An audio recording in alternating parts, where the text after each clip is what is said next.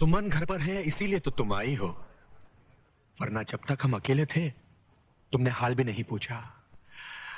अरे कभी अपनी सहेली के भाई के लिए भी तो थोड़ा वक्त निकाल लिया करो। तुमने मेरी बात का जवाब नहीं दिया। तुम्हारी बात का जवाब किसी भी शरीफ लड़की का थप्पड़ दे सकता है, लेकिन मैं तुम्हें जलील करके अपनी सहेली को रुस्वा करना नहीं चाहती।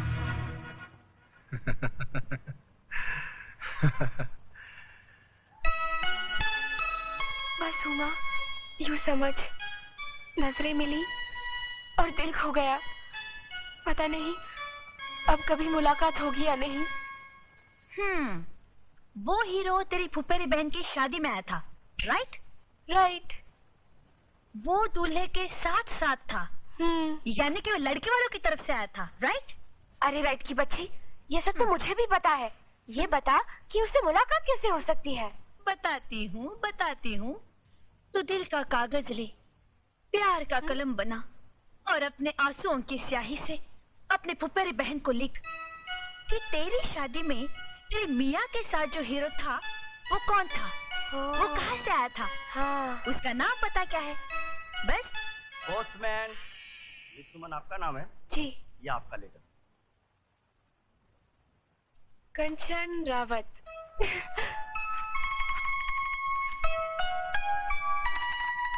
प्यारी बहन सुमन, तेरे खत का जवाब लिख रही हूँ। तू जिसके लिए बेकरार है वो भी तेरे लिए उतना ही बेचैन है। बहुत प्यारा लड़का है राजू, उसका नाम पता लिख रही हूँ।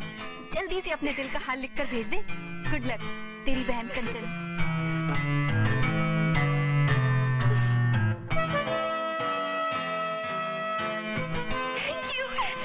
कंचन मेरी बहन। अरे नमस्ते माँ जी। नमस्ते। भाग तो ऐसे रही है जैसे कोई खजाना हाथ में है। ऐसे ही कुछ है क्या? जी कुछ नहीं। उमा घर में है? हाँ है, तू बैठ, मैं बाजार से आती हूँ। ठीक, बाय।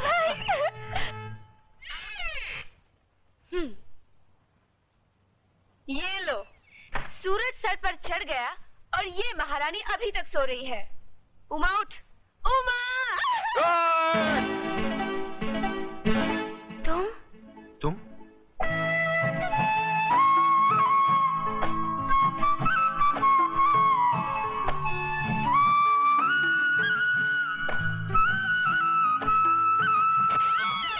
अरे सुमन, बड़ी तेज है रे तू। फुफेरी बहन की शादी में किसी को दिल दे बैठी और यहाँ आई तो मेरे भाई पर डोरे डाल दिए। भाई? अरे हाँ, ये मेरा भाई है राजू। 15 साल बाद आया है, मामा जी के पास पढ़ने गया था। सुबह 4 बजे आया है, इसलिए अभी तक सो रहा है। ये वही राजू है?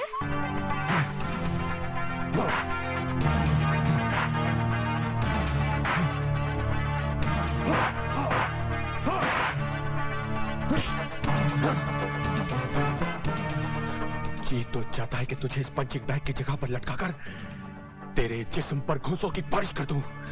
देखिए भाई साहब, आपको कोई गलतफहमी हो रही है। गलतफहमी नहीं, पूरी जानकारी है। 15 साल के बाद तू अपने मामा के घर से लौटा है, 1 हफ्ते से इस मोहल्ले में घूम रहा है और तुझे मुझसे मिलने की फुर्सत तक नहीं। यार हफ्ता कैसे गुजर गया पता ही नहीं चला। पता चला तो सिर्फ इतना कि मेरा वो दोस्त जिससे स्कूल का बैग नहीं उठाया जाता था 6 फुट का हट्टा कट्टा जवान हो गया है और जिसके एक घूसे से दीवार में छेद हो जाता है। यार तू करता क्या है? हड्डियां तोड़ता हूं। क्या? चला तुझे दिखाता हूं।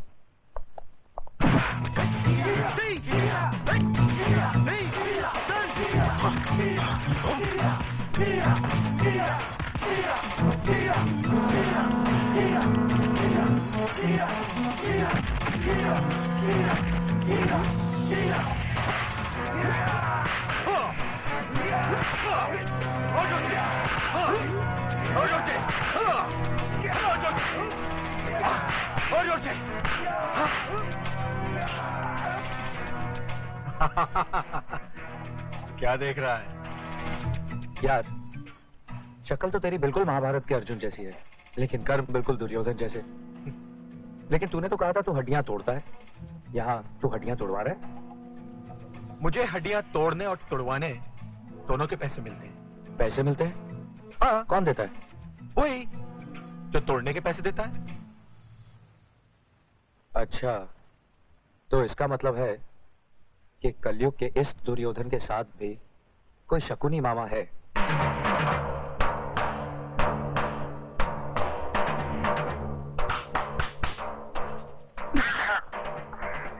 अरे भांजे, कितनी बार कहा फटका मत मार, मत मार, छींक आती है।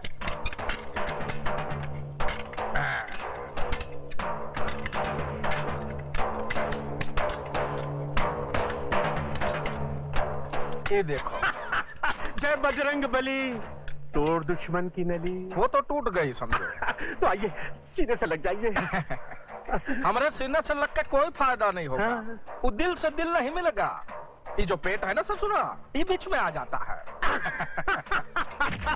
आपकी यही बातें तो दिल को मोह लेती हैं। आप जौहरी बाजार में जाके पूछे ना, मैं हर एक से कहता हूँ कि आप कितने ईमानदार, नेक, अच्छे। हमको गाली नहीं देना, कह देता हूँ। शरीफ आदमी नहीं कहना। हम बहुत हरामी चीज हूँ, समझे ना? काम की बात कर। बिहारी सेठ, कालिया हर हफ्ते गले पर अंगूठा रखकर हफ्ता बढ़ा देता है। तुम मुझे गटर में फेंक दो। धीरे से काहे को बोलता है रे? हम क्या ससुरा डरता हूँ किससे? जोर से बोल। बिहारी सेठ, कालिया को मारने का इंतजाम सिर्फ आप कर सकते हैं और इसके लिए मैं आपको 10,000 रुपए दूंगा। 1 साल से यहाँ ही झक मार रहे हो। कंपटीशन में हिस्सा लेने लायक नहीं बने ना, तो यहाँ पर तुम्हें लटका दूंगा, छोड़ूंगा नहीं। देखो भाई, लाखों रुपया खर्च करता हूँ तुम लोगों पर। हराम का पैसा नहीं आता हमरा। इधर का पसीना इधर तक आता है कमाने में। हाँ सेठ, क्या कह रहे थे तुम? जी मैं ये कह रहा था कि कालिया को मरवाने के लिए मैं आपको 20,000 रुपए तक दे सकता हूँ। बुड़बक के नाती, एक आदमी मारने का तैयारी हो रहा का मच्छर मारने का? मार दे घन और कर दे चित। तू ये भैया ये का ट्रेनिंग दे रहा है तू? है कि जरा सिखा इनको, नहीं तो ससुर के नाते कंपटीशन में हमारे कपड़े बिकवा देंगे। नंगे भेजोगे का बिहार? हाँ सेठ, क्या कह रहे थे तुम? ठीक से सुने नहीं। जय बजरंग बली, जय हनुमान ज्ञान सागर। जी वो इस काम के लिए व्यापारी 50,000 भी दे सकते हैं। महावीर विक्रम बजरंगी कुमति निवास सुमति के संगी कंचन वर्ण विराट सुवेश 1 लाख और ध्वजा विराजे कांधे मुज्जने उसाजे शंकर सुवन केसरी नंदन। 1 लाख काम के पहले, 2 लाख काम के बाद।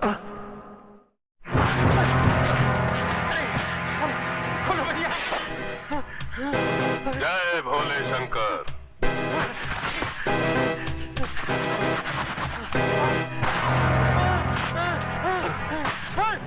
जय भोले शंकर।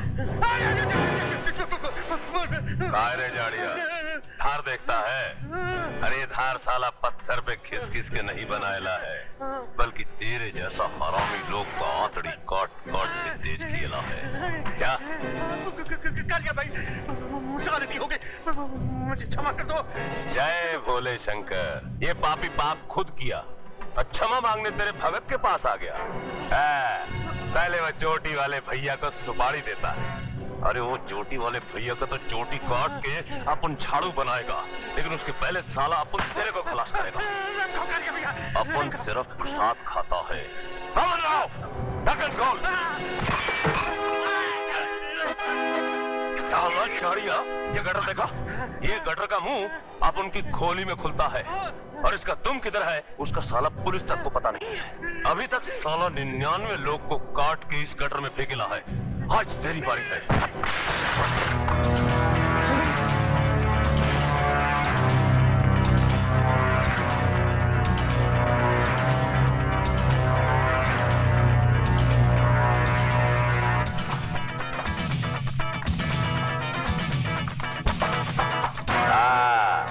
वो चोटी वाले जा कुतरिया अपन तुम सबको भी काट के इसी गटर में डालेगा क्या?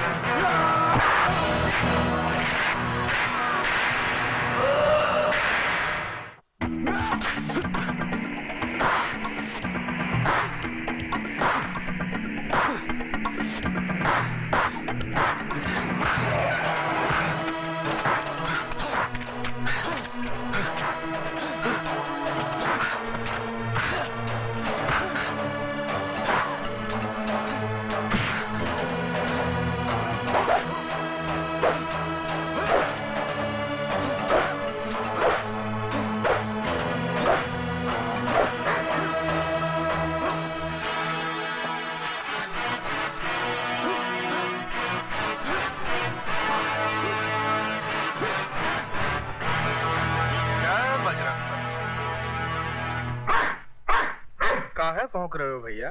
आवारा कुत्तों को देखकर ये ऐसे ही भौंकता है। आवारा कहाँ? हमरे गले में तो आज भी आपकी शागिर्दी का पट्टा पड़ा हुआ है।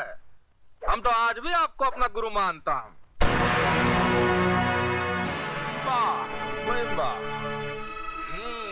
बड़ा अच्छी जगह निवास स्थान बनाया है और खूब तैयार किया है अपने बेटे को।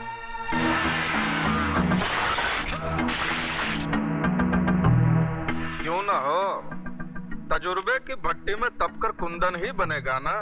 लोमड़ी के मुंह से शराफत का राग अच्छा नहीं लगता। काम की बात कर, काम की बात। सुना है आप इस बार अपने सपूत को पैर पैंतरा कंपटीशन में हमरे खिलाफ उतार रहे हैं। ठीक ही सुना है। दुश्मन को उसके घर में घुसकर मारने का मजा ही कुछ और होता है। अरे जिनकी आग पर दुश्मनी की हंडिया पकाने से का फायदा ठाकुर साहब। हमरे अखाड़े में खिलाड़ियों पर दाव लगते हैं। अगर आपका लाडला हमरी ओर से लड़ेगा, हमरे पक्ष में लड़ेगा, तो बड़ा खुलकर दाव लगाऊंगा। पैसे का लालच तुम जैसे दल्लालों को होगा, जो मासूम खिलाड़ियों को दौलत की लालच से गुमराह करके उनकी जिंदगी और मौत को दांव पर लगाकर अपनी तिजोरियां भरते हैं।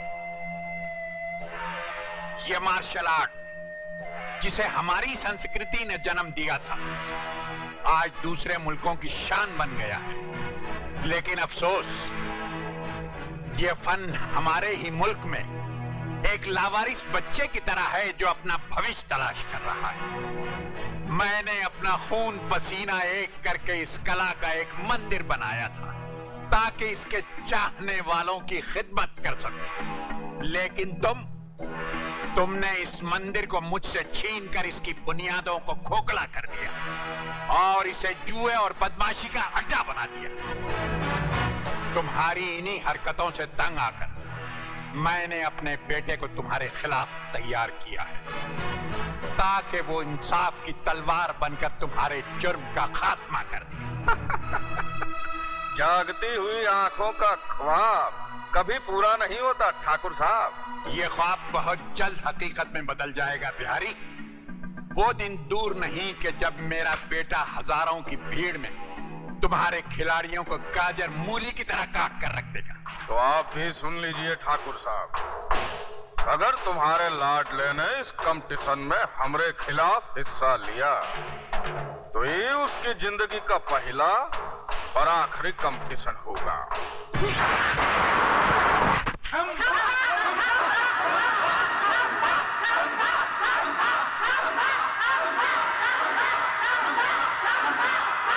मामा खैनी,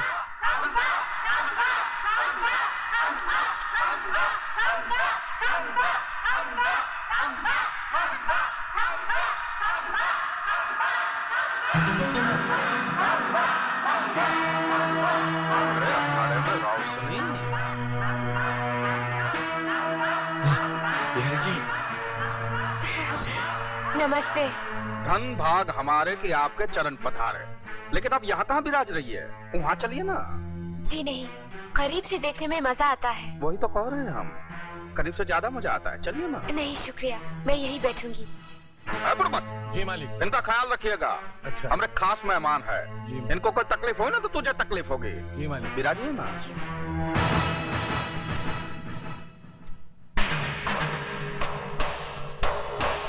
भांजे।